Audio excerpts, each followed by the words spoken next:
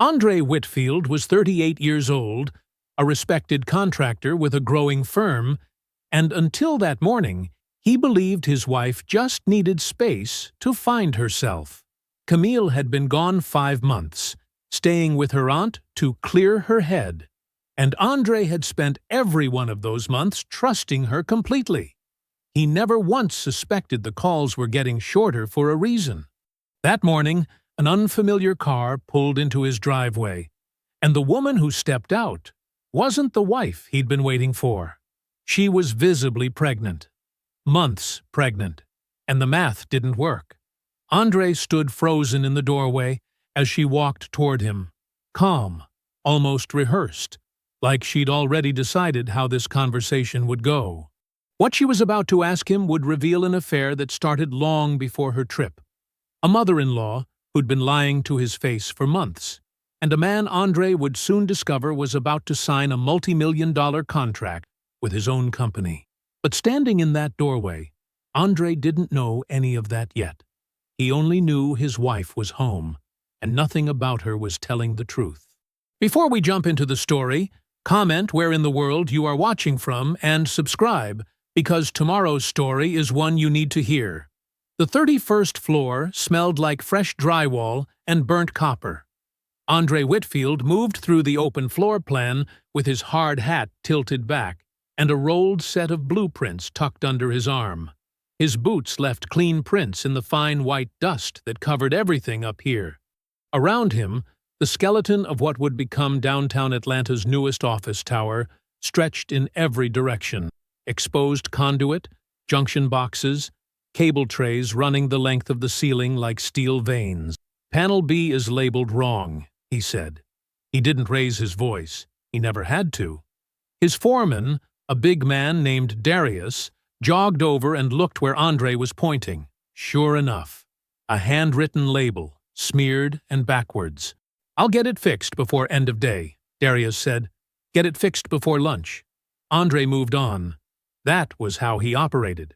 No speeches, no drama, just standards, held firm every single day. His crew had worked with enough contractors to know the difference. Andre Whitfield didn't yell, he didn't threaten, he simply expected things to be done right. And somehow, that expectation carried more weight than any raised voice ever could. His phone buzzed in his chest pocket. He stepped away from the noise of a nearby drill and answered. "Andre Whitfield." "Andre, it's Sheila from Meridian Group." The voice on the other end was crisp, professional. "I'm calling to confirm Hale Development has moved you to final negotiations. You're the last firm standing." Andre was quiet for exactly 1 second. "Understood," he said. "Tell them we'll have everything ready." He ended the call and slid the phone back into his pocket. Then he looked out through the frameless window opening at the Atlanta skyline. A hard blue sky, the city glittering below him like something he'd earned. The Hale Development contract was the biggest opportunity his firm had ever seen. 8 figures. Commercial towers across 3 counties. The kind of deal that didn't come twice. He allowed himself 5 seconds to feel it. Then he turned around and went back to work. The house in Cascade Heights was a good house. Andre had bought it 6 years ago, 2 years into his marriage to Camille. 4 bedrooms, hardwood floors throughout, a kitchen she had redesigned herself in shades of ivory and sage. She had a talent for that, taking a space and making it feel intentional, like everything inside it had been chosen on purpose. He used to love watching her work. Lately, he wasn't sure what he was watching. It started small. The way she'd angle her phone face down when he walked into a room. The new clothes that appeared without explanation. Things she'd normally show him, excited, wanting his opinion. She'd lost weight too, maybe 10 or 12 pounds. And when he asked about it, she smiled and said she'd just been eating better. "You look great," he told her, because she did. "Thank you, babe," she said, already looking back at her phone. That evening, he made dinner. Salmon, roasted potatoes, a salad she liked with the lemon vinaigrette. Camille came to the table still distracted, her eyes soft, and far away the way they got when her mind was somewhere else entirely. They ate for a while without talking. "I've been thinking about something," she said finally. Andre looked up. She had arranged her expression carefully. Calm. Reasonable. The look she wore when she'd already made a decision and was now presenting it as a conversation. "I need some time," she said. "Away. Just to clear my head and reconnect with myself. I feel like I've lost track of who I am outside of—" She gestured vaguely at the kitchen, the house, the space between them. All of this. Andre set his fork down slowly. "How much time?" "A few months, maybe. I'd stay with Aunt Renee in Raleigh, get some space, figure out what I want." The room felt very still.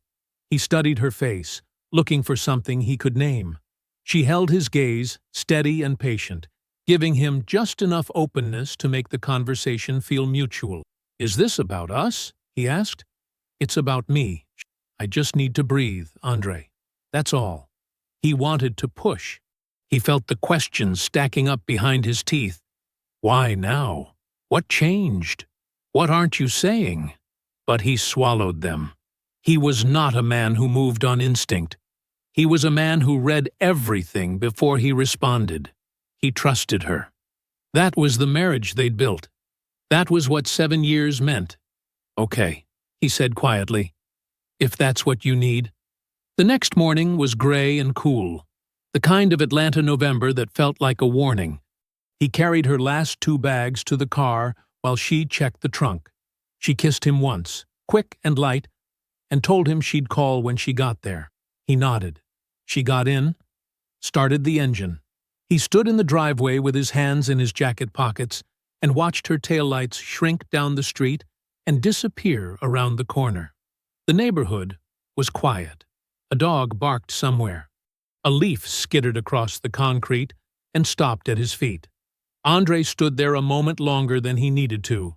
Then he went inside. The first week wasn't so bad. Andre told himself that. He made his coffee in the mornings, drove to job sites, came home to a quiet house, and told himself it was fine. She needed space. He understood space. He was a man who had learned to work in silence. By the second week, the quiet started to have a sound to it. He called her every night at 8. At first, she picked up on the second ring. They'd talk for 20, 30 minutes. Small things, easy things, how the weather was in Raleigh, how Aunt Renee was doing. He'd tell her about the Hale development negotiations, and she'd listen. Or at least she sounded like she was listening. He'd hang up feeling okay. Not great, but okay. Then the calls started getting shorter. By the end of the first month, 10 minutes was a long call. By the middle of the second month, she was down to 5. Her answers came out clipped and vague, like she was answering questions in a waiting room. "How are you?" "Fine. Just tired." "Are you eating?" "Yes, Andre. Is everything okay out there?" "Everything's fine. I just need some time, okay? Can you give me that?" He gave her that. He poured what was left of his focus into work. The Hale development negotiations were deep in their final stage. Site surveys, load calculations, contract language that had to be reviewed line by line. That part felt familiar. A contract, he understood. A contract had terms you could read and verify and hold someone to. He signed with Hale Development on a Tuesday morning in November. Sheila from Meridian called him right after to congratulate him, and he thanked her with the same steady voice he used for everything. He texted Camille the news. She sent back a smiley face. He stared at it for a moment, set his phone down, got back to work. Yolanda came by on a Saturday in month 3 with a container of jollof rice and a look on her face that said she wasn't just stopping by to drop off food. She was 2 years older than Andre, sharp in a way that cut quick and clean. She worked as a paralegal downtown, spent her days finding the details that didn't line up, the documents that said one thing while the facts said another. It had made her very good at her job. It had also made her nearly impossible to fool. She stood in his kitchen and looked around at the neat emptiness of it. You doing all right? She asked. I'm good, he said. You look tired. I'm fine, yo.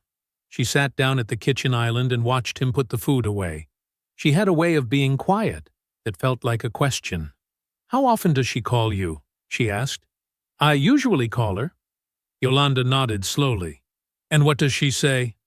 That she's healing. That she needs space. He closed the refrigerator and leaned against the counter. Patrice says the same thing whenever I reach out. Something shifted in Yolanda's expression, just slightly. You've been calling, Patrice? When Camille goes quiet for a few days, yeah. She checks in on her. Tells me Camille is doing well. Just working through things. Yolanda was quiet for a moment. Then, carefully, like she was placing something fragile on a table. The stories match up a little too clean, don't you think? Every time you call, Patrice has the same answer ready. Andre looked at her. She's her mother. Of course she's checking on her. I'm just saying. Yolanda stopped. She looked at him. He had that closed expression, the one she'd known since they were kids, the one that meant he'd already drawn a line and wasn't crossing it yet. Okay, she said softly. I'm just saying, keep your eyes open. My eyes are open, he said. He believed that. Month 4 blurred into month 5 without much ceremony. Andre repainted the guest bathroom. He updated his project management software. He called Patrice twice when Camille went silent for 5 days straight. Both times, Patrice answered warmly, her voice smooth and full of patience. She's healing, baby, Patrice told him. This is what she needed. She just has to work through some things at her own pace. You know how Camille is. Yeah, Andre said. I know. Be patient with her. She loves you. He held on to that. Then, on a Wednesday morning near the end of month 5, a text came through at 6:47 a.m., coming home this weekend. Ready to come home. Andre read it 3 times. He set his phone down on the nightstand and sat on the edge of the bed for a long moment, his elbows on his knees, his hands loosely folded. Something warm and cautious moved through his chest.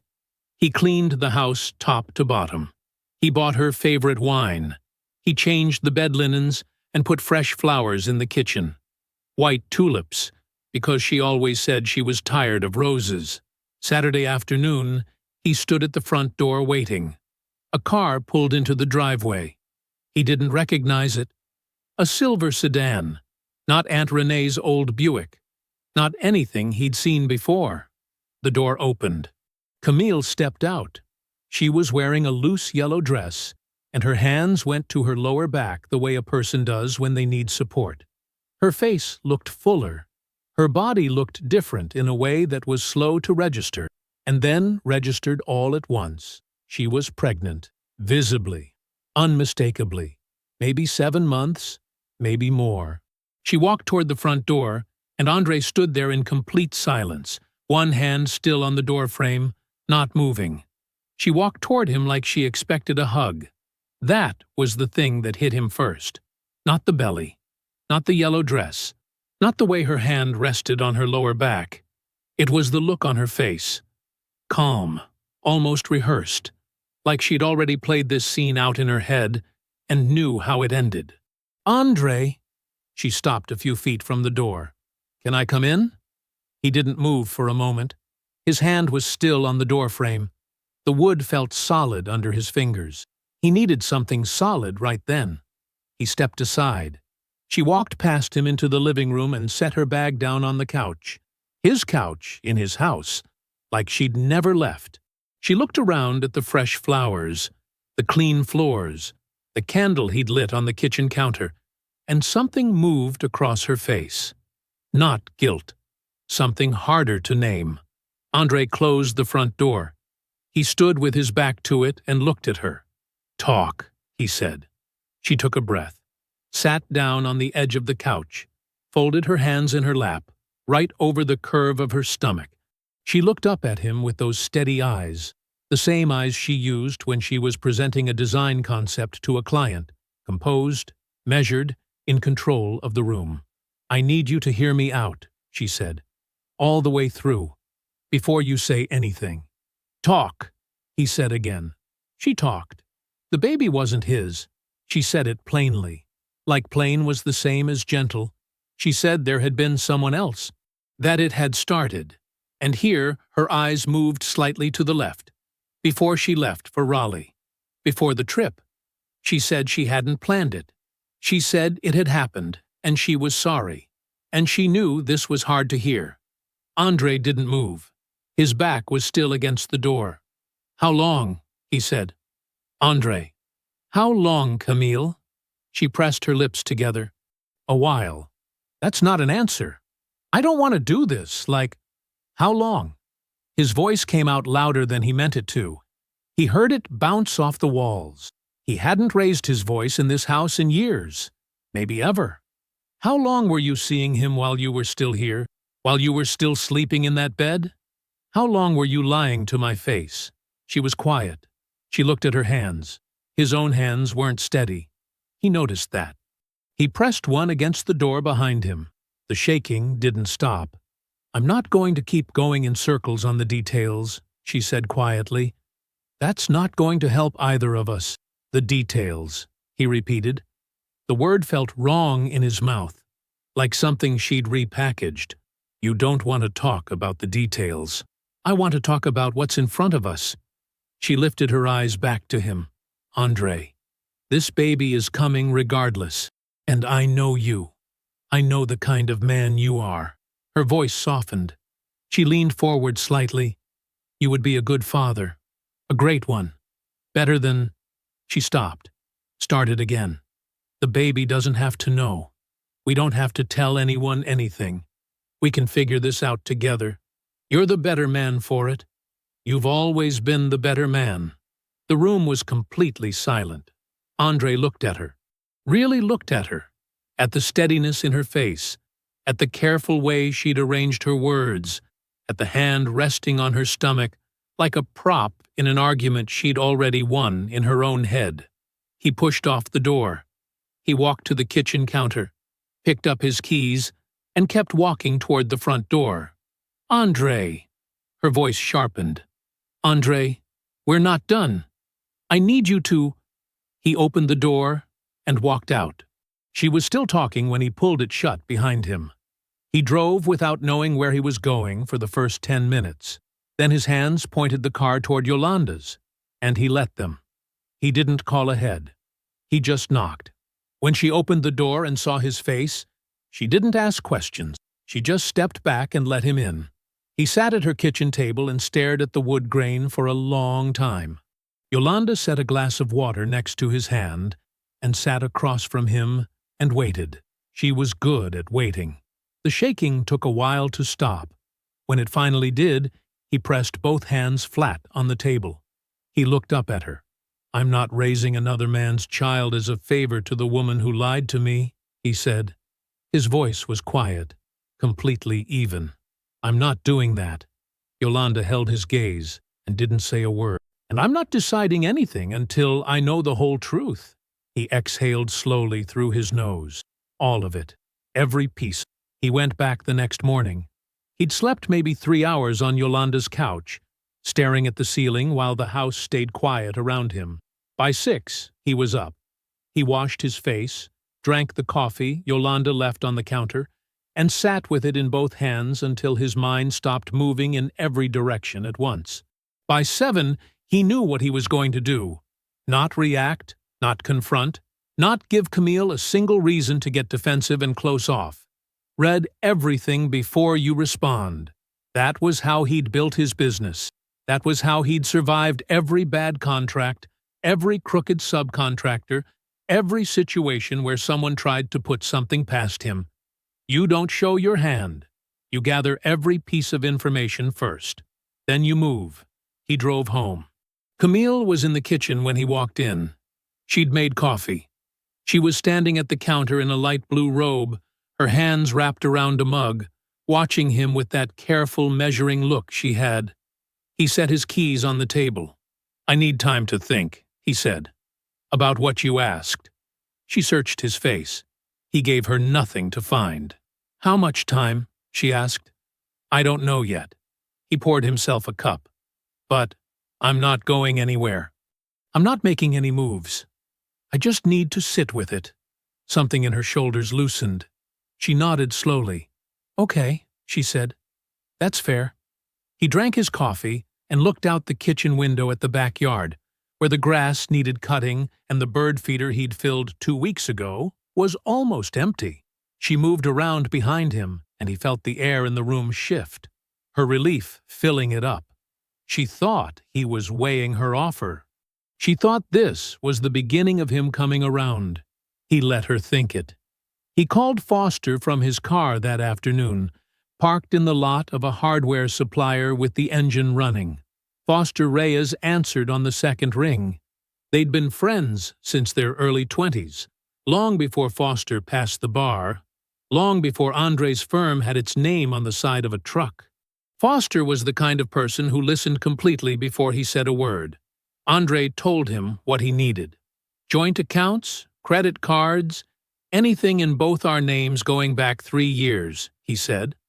I want every charge she made that I didn't know about. Hotels, restaurants, anything that doesn't match a normal pattern. You think this started before she left? Foster asked. She said a while, Andre said. She wouldn't give me a number. A brief silence. Okay, get me red access to the accounts. I'll start pulling. Quietly. Always. He called Yolanda next. She was already 3 steps ahead of him. She'd spent the night writing down every story Camille had told during the 5 months, every date she could remember, cross-referencing it with what Patrice had said during those same phone calls. She had it organized in a notebook with color-coded tabs. That was Yolanda, precise, thorough, the best paralegal in her firm for reasons that had nothing to do with luck. Come over tonight, she said. Bring whatever you can pull from your phone. Old texts, call logs. She barely sent any. I know, Yolanda said. That's already something. They worked evenings. After Camille went to bed, after the house went quiet, Andre would sit at the kitchen table with his laptop open, feeding account information to Foster while Yolanda worked the timeline on her end. It was steady, careful work, the kind that required patience. He was good at patience. The picture that came together was slow and ugly. A hotel charge in the city, 14 months ago. A restaurant he'd never been to with her. A weekend she told him she was in Atlanta with a friend. He found the charge for the hotel there too, and when he texted that friend quietly, carefully, with a question that didn't explain itself, the answer confirmed she hadn't been with her. Then more, slowly more. Charges spaced weeks apart, then closer together. A rhythm building across months. A rhythm he'd never seen because he hadn't been looking, because he had no reason to look. He'd trusted her the way he trusted a contract signed in good faith. Every anniversary he'd planned carefully. Every birthday dinner he'd made a reservation for. Every quiet Tuesday night he'd come home and cooked, and sat across the table from her. All of it had unfolded on top of something else, something running underneath the whole time. He did not let himself feel it yet. He noted it, filed it, kept moving. On Thursday, he drove to Foster's office after hours. Foster's desk was clean except for a printed bank statement and a yellow legal pad. He slid the statement across without preamble, his finger landing on a single line. A hotel charge in the city, the date printed in plain black ink. 14 months ago. Andre stared at it. His jaw tightened. He did the math quietly in his head. Not just the months, but everything that had happened inside those months. The things he'd believed. The things that had been real to him, and nothing to her. He stared at the number. 14 months. The hotel charge kept coming up. Not once. Not twice. 7 times over 14 months. Always the same property. The Meridian Grand, a downtown hotel with a rooftop bar and a valet line that cost more per night than most people's car payments. Andre had driven past it 100 times. He'd never had a reason to go inside. Foster flagged it first. Same hotel, 7 separate stays, he said, sliding a highlighted printout across the desk. Charged to the joint card she used for what she told you were client meetings. Andre looked at the dates, spaced out at first, then tighter together as the months went on. The last charge was 2 weeks before Camille left for her aunt's. "Can you get a name?" Andre asked. "Not from a credit card statement," Foster said. "But the reservation records are a different story. If someone else was booking the room and she was just showing up, his name would be on the reservation. Can you pull that?" Foster leaned back in his chair. "Not legally, on my own, but I know someone at a firm that handles hotel liability cases. I can make a call. Keep your name out of it. Make the call." It took 2 days. Andre went to work. He walked job sites, reviewed bids, sat across from his project manager, and discussed the Hale development timeline without letting a single thing cross his face. The negotiation was close. Final numbers were nearly locked. His firm had spent months getting to this point. Every calculation tight. Every scope of work documented and double-checked. It was the kind of contract that didn't come along often. He kept his phone face down on his desk. Foster called on a Wednesday afternoon. Andre was in his truck between sites when it rang. He answered before the second ring. "I have the name," Foster said. "Tell me." A brief pause. "Preston Hale." Andre didn't say anything. The name sat in the cab of his truck like something physical. Heavy. Preston Hale. The same name on the letterhead sitting in the folder on Andre's passenger seat right now. The Hale Development Preliminary Agreement, marked up with Andre's own handwriting in the margins. "You still there?" Foster asked. "Yeah." His voice came out flat, steady. "I'm here. Andre." "I heard you." He watched a delivery truck pull out of a parking lot across the street. Slow. Normal. Everything outside the window just going about its business. "I need to think." He ended the call. He sat there for a moment. Then he picked up the folder from the passenger seat, opened it, and looked at the name printed at the top of the page. Hale Development. Principal. Preston Hale. He closed the folder. He put it back on the seat. He called Yolanda that night. He told her the name. She went quiet for a second. The kind of quiet that meant she was already thinking 3 moves ahead. "Give me a few hours," she said. She called back before 10. "There's a photo," she said. "His Instagram is public.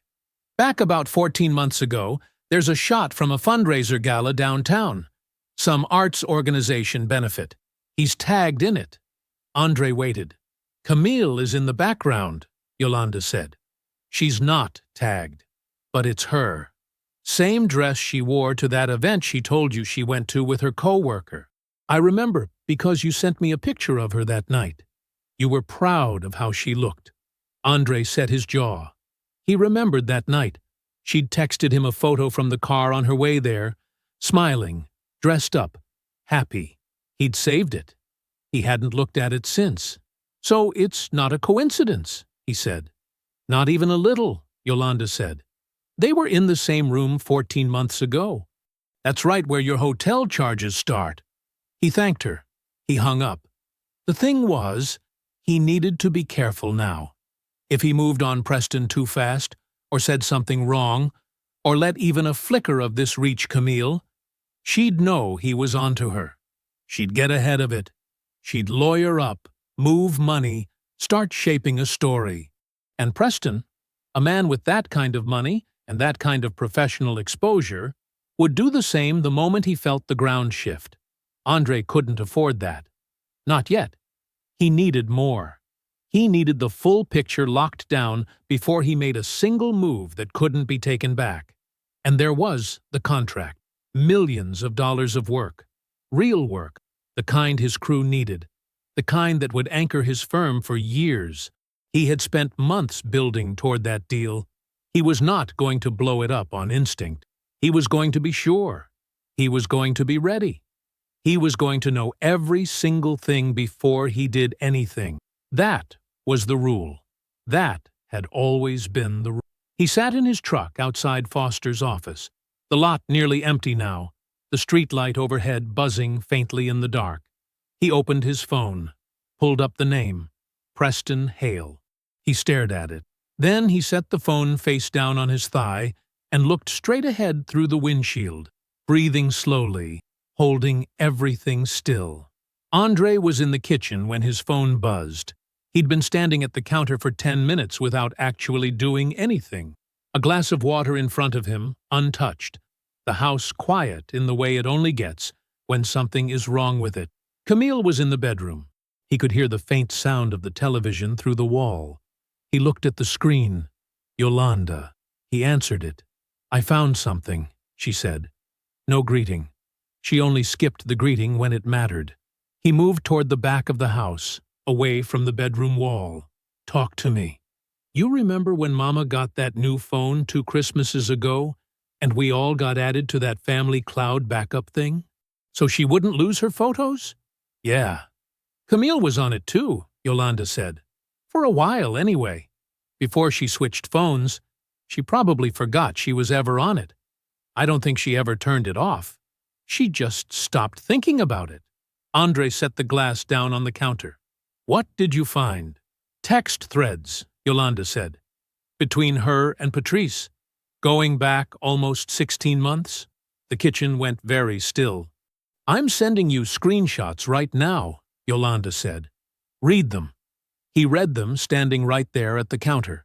The first messages were small, careful, coded in the way people write when they know what they're doing is wrong.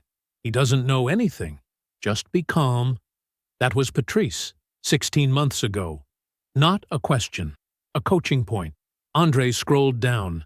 There was a thread from the 3rd month of Camille's time away. Camille's messages were anxious, rushed. "He keeps asking where I'm staying. What do I say?" And Patrice's response came fast. "Tell him the Wi-Fi's bad. Tell him Aunt Renee's neighborhood is spotty. He'll stop asking." He had stopped asking. He remembered that. He remembered Camille mentioning bad reception on a Tuesday night call, her voice breaking up, him telling her not to worry about it, that he'd be here when the signal was better. He'd laughed a little. She'd laughed too. He kept reading. A message from Patrice. "He called me again. I told him you're doing better, that you just need more time. He sounds tired, but he's not suspicious. Keep it that way." A message from Camille. "Did you meet him yet?" A message from Patrice, sent on a Saturday afternoon 4 months into the 5. "Yes. We had lunch. He's not what I expected. Very polished. I told him to be careful about the timing." Andre's hand tightened around the phone. She'd met him. Patrice had sat across a table from Preston Hale, the man sleeping with her son-in-law's wife, and had lunch with him, had a conversation about timing. Then, that same week, she had called Andre to tell him Camille was doing well, and that everything was going to be fine. He remembered that call too. He'd been at a job site. He'd stepped outside to take it, because it was Patrice, and he always made time for Patrice. She'd asked how he was holding up. She'd told him he was a good man. She'd said, "Camille is lucky to have someone as patient as you." He'd thanked her. He scrolled further, closer to the end. "He's going to want answers when I come back," Camille wrote. Patrice's reply, "Then we get our answers straight before you walk in that door. I'll call you tomorrow. Don't say anything to him before we talk." The last message in the thread was dated 3 days before Camille came home. "Just be honest about what you have to be honest about," Patrice wrote, "and quiet about everything else. You know how he is. He'll want to fix it." Andre put the phone face down on the counter. He stood there for a moment, breathing slowly. Then he picked it back up and called Yolanda. "I read them," he said. "All of it?" "All of it." Neither of them spoke for a second. "She was running it," Yolanda said quietly. "Patrice wasn't just covering for Camille. She was managing it, scripting it. The whole time you were calling her for reassurance, she was on the other line making sure the story held." "I know. Andre." "I know," he said again. His voice was level, quiet. Not the shaking kind of quiet from 3 nights ago at Yolanda's table, a different kind. The kind that comes after something settles into place. She sat across from that man and then picked up the phone and told me everything was fine. Yolanda didn't say anything. She let him have the sentence. He looked at the wall between him and the bedroom. Then he looked down at the phone in his hand. "She doesn't get to walk away from this acting like she wasn't part of it," he said. Camille started on a Wednesday. Andre was at the kitchen table with his laptop when she came in and sat across from him. She'd gotten good at this. The quiet approach, the reasonable tone, the way she arranged her face to look like she was simply trying to work through something together. "We need to start making some real decisions," she said. Andre looked up. "About what?" "About everything." She set her hands flat on the table. Her nails were freshly done, light pink. "The baby's going to be here in 4 months, Andre. We can't just keep living in this waiting. We need a plan." He closed the laptop halfway. "What kind of plan?" "The house, for one." She said it carefully, like she'd rehearsed it. "It's still in your name. I think it makes sense. For stability, for the baby. To add my name to the title. So we both have security here." He looked at her. She held his gaze. "I'm not asking for anything unreasonable. I'm going to be raising a child in this house." Andre didn't answer right away. He let the silence sit for a moment, long enough that she shifted slightly in her seat. "Let me think about it," he said. That wasn't the answer she expected. She wanted a yes or a no, something she could push against. A "let me think about it" gave her nothing to hold. She nodded slowly and got up from the table. Patrice called on Friday. Andre was in his truck, between job sites. He saw her name and answered, "Andre, baby." Her voice was warm, familiar. The same voice that had told him Camille is healing and you're such a patient man. He'd catalogued it now, every note of it. "I've been thinking about y'all. How are you doing over there?" "I'm fine, Patrice. She paused.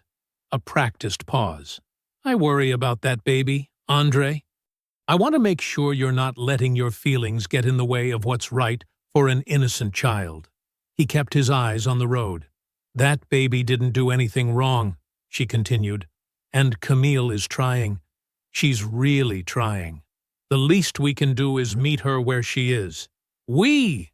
She'd said "we," like she still had a seat at the table in his life. "I hear you," Andre said. "Good." She sounded relieved.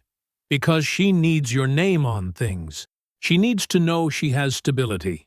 That's all she's asking." "I hear you," he said again. He hung up 2 minutes later and sat with his hands on the wheel. It was clear now, the shape of the whole thing. Camille wanted the house retitled and the bills covered. Patrice was the second angle, the gentle pressure, the moral framing, the suggestion that his hesitation was coldness toward a child who hadn't done anything wrong. Preston, meanwhile, was still in his condo, still engaged to his fiancée, not a single thing at risk. They were betting he'd absorb it. The cost, the child, the silence, all of it. They'd looked at him, at his patience, at his steadiness, at the way he never blew up over things, and decided it meant he would bend. He picked up his phone and called Foster.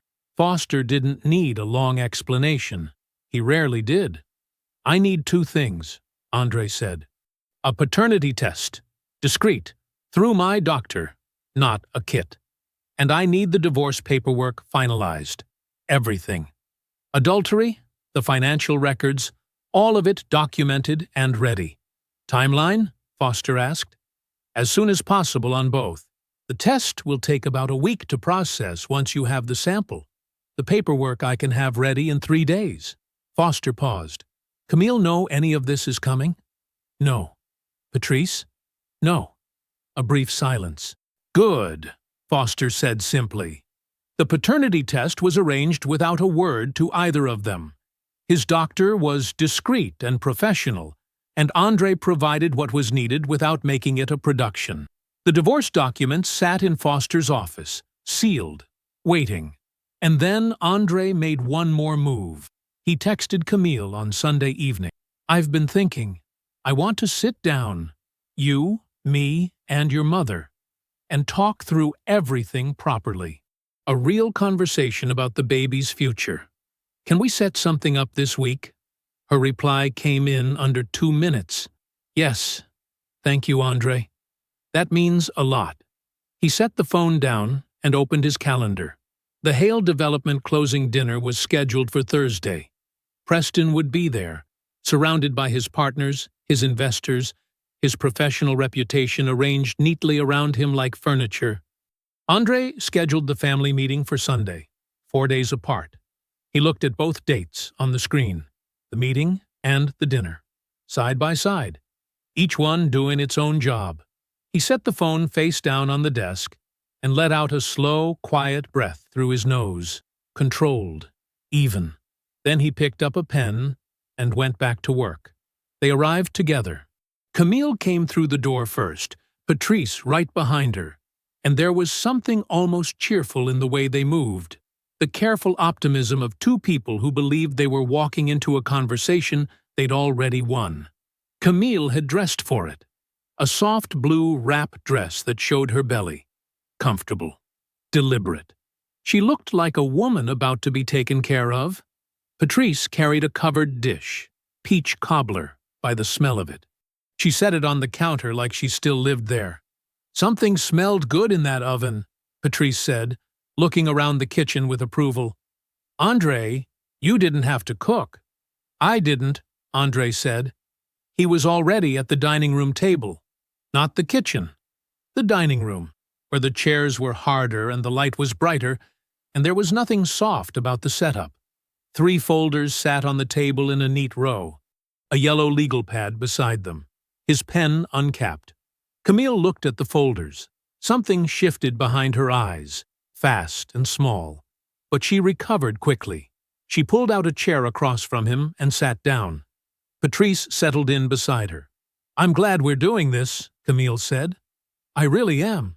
I know it hasn't been easy, and I want you to know I appreciate you being willing to—" "I'm going to start," Andre said. His voice wasn't loud. It never was anymore. But it was a wall. It stopped her mid-sentence like a hand pressed flat against a door. He opened the first folder. "Paternity test," he said, turning it so they could both see. "Processed through my doctor. Results confirmed 4 days ago." He tapped the page once. "I am not the father." Camille went still. "I already told you that," she said carefully. "You did. Now it's documented." He slid the folder to the side and opened the second one. "Financial records. 14 months of joint account activity. Pulled and reviewed by my attorney." He turned that one toward her, too. "Hotel charges. Withdrawal patterns. Dates." He pointed to a line near the top of the first page. "This one is from 14 months ago. That's 3 months before you ever mentioned needing space. 7 months before you left." The color in Camille's face changed, slowly, like something draining. "The affair didn't start when you left," Andre said. "It was already running. Every month I'm looking at here. Our anniversary, Thanksgiving, the weekend you told me you just needed a quiet Saturday at home. All of it happened while this was going on." Camille didn't speak.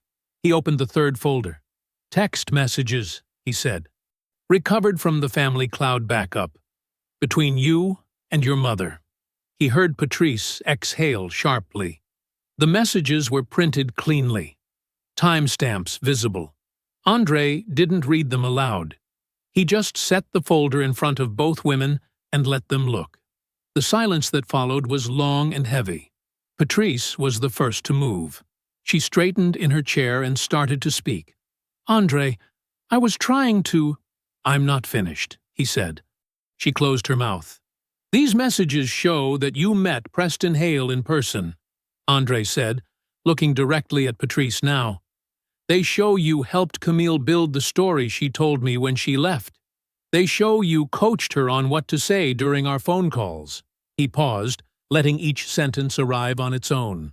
"Every time you called me during those 5 months and told me Camille just needed space, You already knew exactly what she was doing and exactly who she was with. Patrice's jaw tightened. I was protecting my child. I know that's what you're going to say. It's the truth. It might be. Andre folded his hands on the table. But you weren't just staying out of it. You weren't just keeping quiet. You were actively helping her lie to me, directly, over and over, while I trusted you as family. He held her gaze without blinking. So, here is what I need you to understand tonight, Patrice. When you leave this house, you don't come back. Not for a conversation.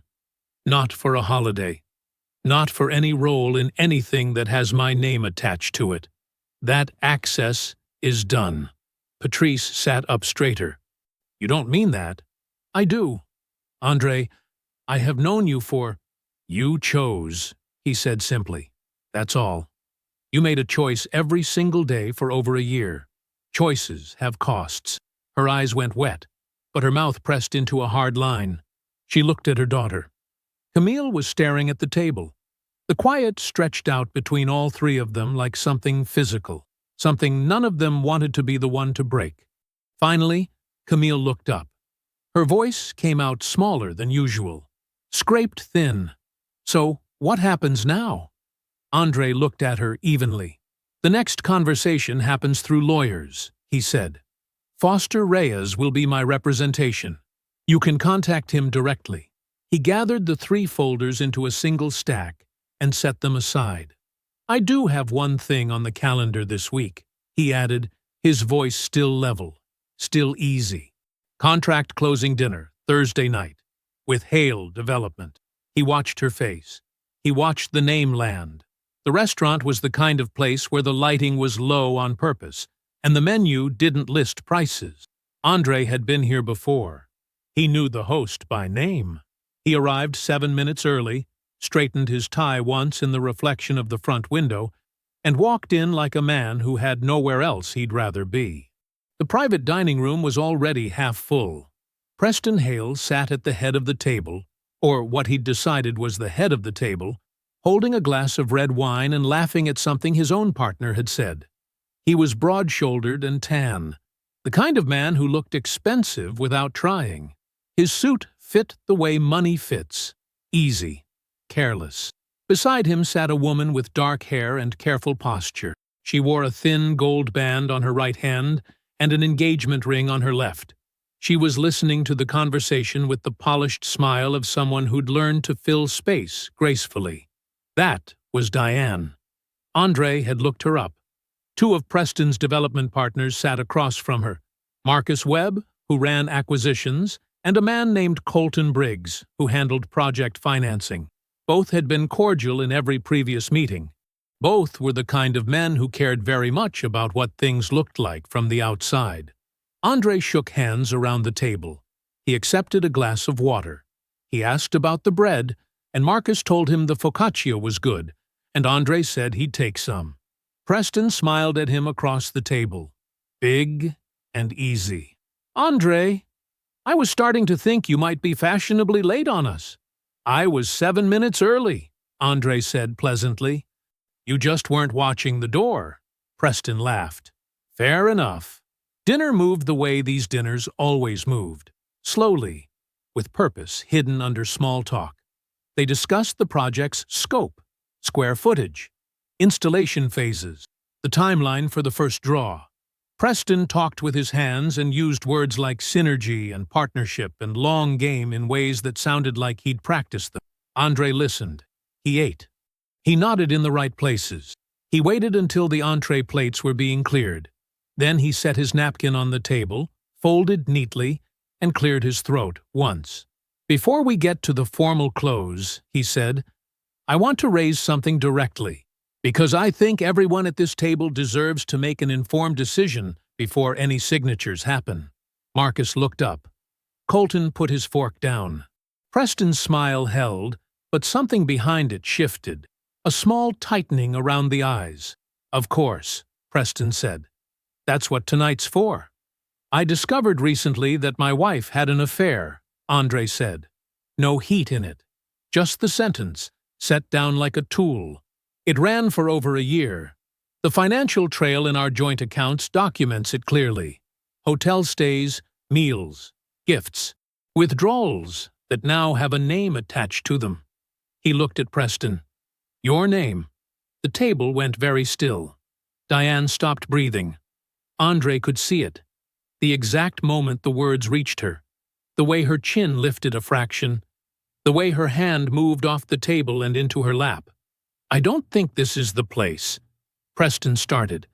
I'm not angry, Andre said calmly, cutting through him without raising his voice. What I am is honest. And I'm telling Marcus and Colton, as the men whose signatures are also going on this contract, that I can't in good conscience build a long-term working relationship with someone who spent over a year using business trips as cover for deceiving a client's family. If that's the kind of carelessness that's acceptable to your company, I'd rather know now. He glanced at Marcus. That's all. Marcus looked at Colton. A fast, practiced exchange between two men who'd navigated rooms like this before. Colton looked at Preston. Preston opened his mouth. Diane spoke first. Were we together, she asked quietly, when this was happening? The question was small, almost gentle, but it took up the entire room. Preston turned to her. Diane, just answer me. He didn't. That was its own answer. Diane pulled the engagement ring off her left hand with 2 fingers and set it on the tablecloth beside her water glass. She didn't throw it. She didn't cry. She just placed it down like she was returning something that had never really been hers, picked up her small clutch purse, excused herself quietly to no one in particular, and walked out of the room. The door clicked shut behind her. Marcus Webb cleared his throat. Preston, he said, his voice now carrying a different weight entirely. I think it's probably best if you let Colton and me finish this conversation with Andre. Preston's jaw tightened. His hand was still wrapped around his wine glass. Marcus, I'm the one who… Preston. Colton's voice was flat. Final. We'll call you tomorrow. Preston sat there for a long moment. The big, easy smile was completely gone. He looked, for the first time, like exactly what he was. He stood slowly, buttoned his jacket, and walked out without another word. Marcus turned to Andre. He exhaled slowly. All right, he said. Let's talk about this contract. An hour later, Andre pushed through the restaurant's front door and stepped out into the night. The air was cool and smelled faintly of rain. The street was quiet. A cab moved slowly past, its light on, not stopping. He stood on the sidewalk for a moment, just standing. Then he took one long, slow breath, all the way in, all the way out, and let his shoulders settle for the first time in weeks. The divorce papers were signed 6 weeks after the closing dinner. Foster had moved fast. The documented adultery, the financial records, the timeline. All of it gave him exactly what he needed. The house stayed with Andre.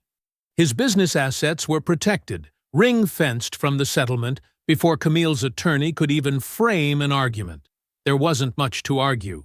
The paper trail told the story better than any of them could in a courtroom. Camille walked away with her personal accounts, her car, and the interior design clients she'd kept during the marriage. It wasn't nothing, but it wasn't the soft landing she'd planned on. Preston didn't offer her one either. He called her twice after the dinner. She told Andre this herself, in the parking lot of Foster's office the day they signed, in the flat, hollow voice of someone finally out of cards to play. Preston had called twice, then stopped. He had his own fire to put out. Marcus and Colton had restructured the development deal without him, his name quietly removed from the company's public-facing documents within a month. His fiancée didn't come back. The social circles he'd moved through for years had a way of going cold fast once the wrong story got attached to your name. He wasn't finished. He still had money and a phone and connections. But the easy version of his life, the version where charm was enough, was gone. By spring, Andre was running the house alone and sleeping better than he had in years. Not at first. The first few weeks after the signing, the place felt too big and too quiet, the way a room feels after furniture gets moved out. He'd stand in the kitchen in the morning and notice small things. The mug Camille always left on the wrong shelf. The specific way the morning light used to catch her at the counter before the distance between them had grown too wide to ignore. He noticed these things. He let himself notice them. Then he put the coffee on and went to work. Work was where things were growing. Word had a way of traveling in the contracting world. People talked, project managers, general contractors, developers who sat across from each other at closing dinners. The story of what Andre had done, the composure he'd held, the way he'd walked into that room with documentation instead of anger and walked out with the deal intact. That story moved through the industry quietly but steadily. By summer, 3 new commercial clients had reached out to his firm directly, not through referrals. They came looking. One of them said it plainly in a first meeting. "We heard how you handle pressure. That's what we need." Andre hired 4 new crew members by August. His operations manager started talking about capacity. By September, they were mapping out a second office, smaller, a satellite location on the north side, but real, a physical thing with his company's name on the door. He moved into a new house in October. It was smaller than the one he'd shared with Camille, which was exactly the point. 2 bedrooms, a back porch that faced west, so the evenings caught the light right. He spent a Saturday assembling a bookshelf from a flat-pack box and found he didn't mind the quiet. Yolanda came over for dinner that first weekend and declared the kitchen acceptable. He told her that was the nicest thing she'd ever said to him. Patrice called once, in November. He let it go to voicemail. The message was long and careful and full of words like context and family and forgiveness. He listened to it once, deleted it, and didn't call back. There wasn't anything to say that the silence didn't already cover. What he learned later, through Yolanda, who heard it from a cousin, was that Camille had pulled away from Patrice too. Camille had needed to blame something for the way everything came apart when it did, for the timing of the public exposure, for the fact that her mother's year of covering and coaching had given Andre exactly the ammunition he'd needed when the moment came. So she blamed her. Not entirely. Not out loud, probably. But enough that the calls went unanswered. Enough that Patrice spent most of the winter alone. Andre didn't feel satisfaction when he heard it.